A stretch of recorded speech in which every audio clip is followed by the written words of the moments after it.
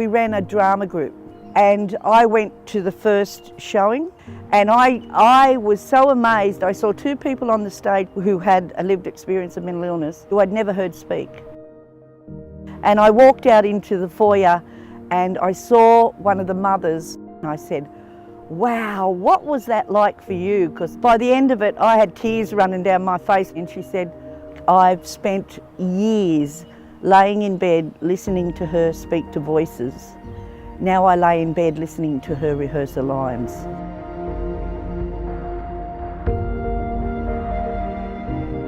When I started here, I didn't know a lot about mental health and mental health recovery, even though I've got 16 years of experience as a lived experience consumer. My frame of reference was mental health being a deficit and something that marked a person for their failures.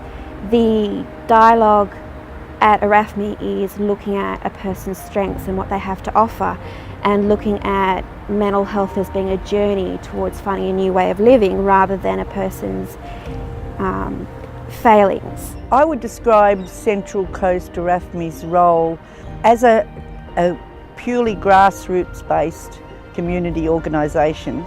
We're here to provide something that the system doesn't offer. And what the system doesn't offer is what people with a lived experience of mental illness tell us about what works for them.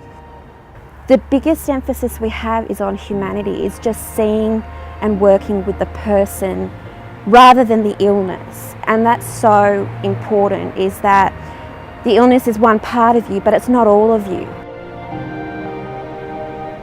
We run a number of support groups, and support groups for carers, support groups for people with a lived experience. But one of the groups that we started here was the grandparent support group, and that's for grandparents who have their grandchildren full time.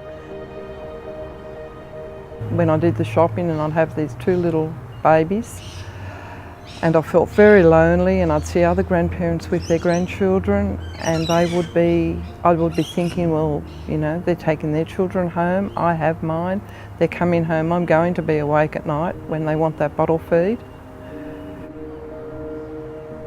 I found myself in my 50s raising two little girls again. They belong to my children, so I'm doing it second time round.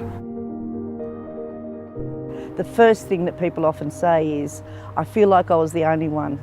I feel like I was the only person that had experienced this." When in reality, people have very similar stories, and their pain and their happiness is often, being able to share that makes a huge difference to people. Oh, it's just wonderful to have the people that understand. They've been a godsend. It's the most beautiful group of people you can meet. The other grandparents have become close friends. We're all in the same boat. We have different aged kids. And we have to acknowledge what they do and how important it is, the role that they play, and also to accept that that's a really hard job, and that's what I admire. In the beginning it was incredibly hard, but as the girls have gotten older, we've had a lot of laughs, we have a lot of joy. Together now we are a family, we are supportive of each other.